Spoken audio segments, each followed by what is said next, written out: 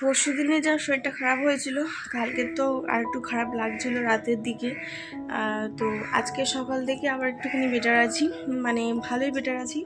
আর আজকে আমার শ্বশুর শাশুড়ি সব ননদের বাড়িতে গেছে, আমি বাড়িতে পুরো একা। তো চলো আজকে ভিডিওটা এখানে স্টার্ট করি। Hey guys, welcome back to my channel. আশা করছি তোমরা খুব ভালো আছো, জাস্ট ছোট বাড়ি আছো। আমি প্রিয়াঙ্কা একটা ব্র্যান্ড নিউ ব্লগ নিয়ে চলে এসেছি। এখন প্রায় ঘড়ির কাঁটাতে বাজে, তো 11টা এখন বাজে। চলো এখন থেকে ব্লগটা স্টার্ট করি। আশা করি তোমার ভিডিওটা খুব ভালো।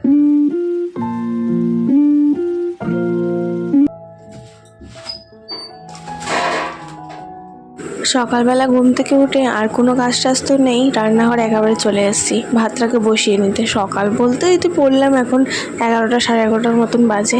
আর এখানে ভাতের চাল বের করছি, আর আমার ছেলে গুড়গুড় করছে, দেখতেই পাচ্ছ। আর আমি তোমাদেরকে বলেছিলাম আগের ভিডিওতে আমি একসাথে চাল আর হাঁড়িতে দিই না, কারণ এইটা আমি শুনেছি দিতে নেই শুকনো হাঁড়িতে চাল। আমি আগে হচ্ছে জলটাকে বসিয়ে নিই, বসিয়ে নেওয়ার পরে একটু হালকা গরম হয়ে গেলে তারপর আলাদা বাটি করে চালটাকে ধুয়ে তারপর হাঁড়ির মধ্যে দিই। ওদিকে ভাত আর ডালটাকে বসিয়ে দিয়ে এসে এইদিকে কয়েকটা জামা কাপড় ছিল গুছিয়ে নিচ্ছি। এই জামাটা আগের দিন সন্ধ্যাবেলা পরে গেছিলাম, সন্ধ্যাবেলা এসেই ধুয়ে দিয়েছিলাম বলে শুকনো হয়ে গেছে। আর আমি গোল করতে গেলে আমি অনলাইন থেকে নিয়েছিলাম। যখন আমার বাবু ছোট ছিল তখন তো সব সময়ের জন্য বেস্ট ফিটিং দিতে হতো, তো বাইরে টাইরে গেলে খুব অসুবিধা হতো, তার কারণে আমি এই জামাগুলো কিনেছিলাম। বাট বেশিরভাগ দেখবে আমি এই জামা কাপড়গুলো কিন্তু পরেই বেরোই। আর এখন না এই অনলাইনে খুব একটা বেশি কালার অ্যাভেলেবেল নেই বলে আমি এটাকে অর্ডারই দিতে পারছি না। আর এই আলনার মধ্যে সাহেবের জামা কাপড় নিচের দিকটা থাকে, সেগুলোকেও সুন্দর করে গুছিয়ে রাখলাম। আর আমার বাবুর জল নিয়ে এসে হাতের মধ্যে দেখাচ্ছে যে হাতের মধ্যে জল লেগেছে। ভাই সবাই স্নান টান করে আসলাম, এখন পর্যন্ত মাথা ব্যথা কিচ্ছু আজরায়নি। তোমাদের তো বলাই হয়নি সকাল থেকে। আমি হচ্ছে এই কী বলে এটাকে, ডিশ অ্যান্টেনা লাগাচ্ছি আর কি। তো টিভির ওই ঘরে টিভির মধ্যে তো স্নান নিচ্ছি। উপরে হচ্ছে লাগাতে এসছে, ঝটপট করে স্নানটা করে নিলাম। ছেলেকে স্নান করাবো বলে রেডি করছি, তেল তেল মাখাবো, জলটা বসিয়ে দিয়েছি। চলো স্নান টান করে নিই, মাথা ব্যথা আজরায়, তারপর তোমাদের সাথে আবার কথা হচ্ছে। ভাতটা অলরেডি হয়ে গেছে, আর ডালটাও বসিয়ে দিয়েছি। ওইদিকে ওই কটা হতে থাক, আর আমি এদিকে হচ্ছে ফ্রেশ ট্রেশ হয়ে নিয়ে তারপর ছেলেকে স্নান টান করি, তারপর তোমাদের সাথে আবার কথা।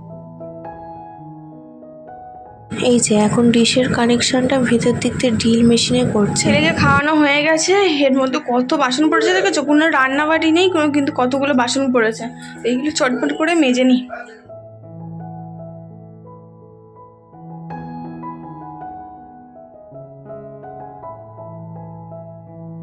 আর এদিকে আমার বাসন কোসনগুলো সব মাজাও হয়ে গেছে, আর ওদিকে ডিশের কানেকশান দিয়েও চলে গেছে। সেটা তোমাদের সাথে শেয়ার করা হয়নি, কারণ এখন আমি খুব তাড়াহুড়ো করছি সাহেবকে খেতে দেবো বলে।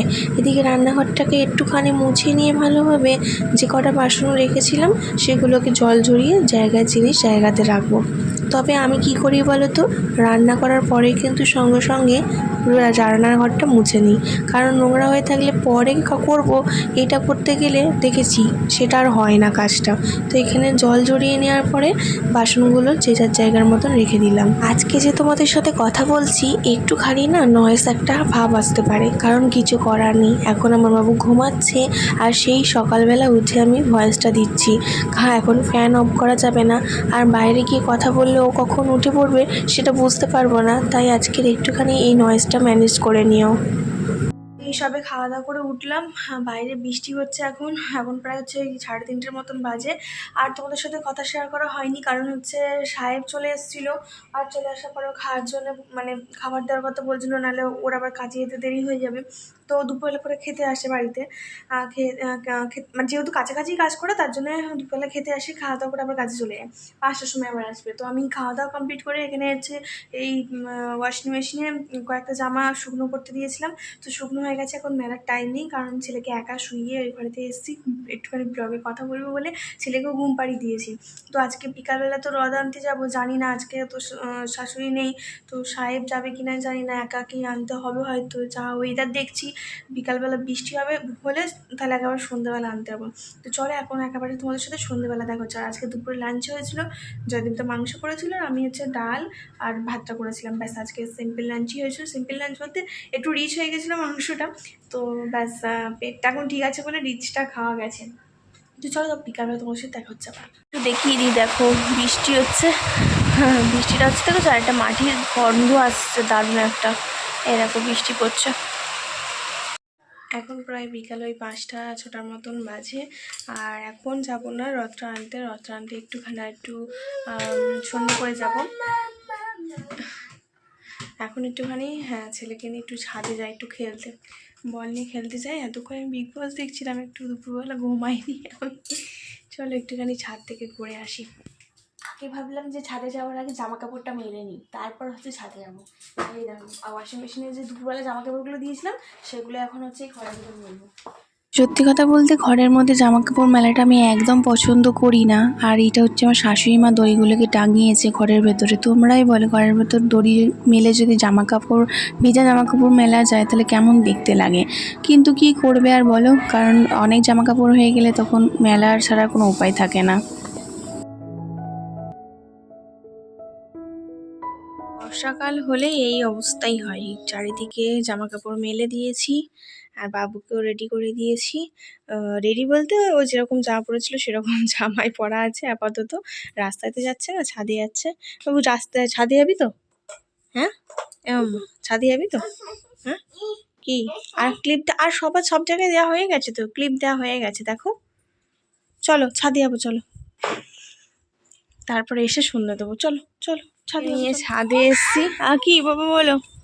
ওখানে কাক, ওই দেখো এখানে একটা কাক, এই দেখো এই দেখো, এই যে এখানে একটা কাক, এই তো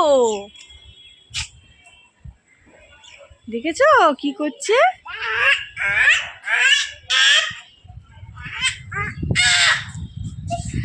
আর বিকালে সানসেটটা দেখো শুধু, দেখেছো কি দারুণ লাগছে দেখতে, অসাধারণ লাগছে। আশা করি তোমরা বুঝতে পারছো। দেখো হ্যাঁ হ্যাঁ বাবু বলো। ওখানে একটা কাক, এই দেখো অসাধারণ লাগছে, অসাধারণ। ছাদ থেকে চলে এসেছি আর এসে চা বসিয়ে দিয়েছি। সাহেব চা খাবে বললো, আমি তো চা খাবো না বাবা, দুদিন তো চা খেয়ে হয়েছে। তারপরে রেডি হয়ে রথটা আনতে যাবো। এখানে আমার প্রায় চাটা কমপ্লিট হয়ে গেছে।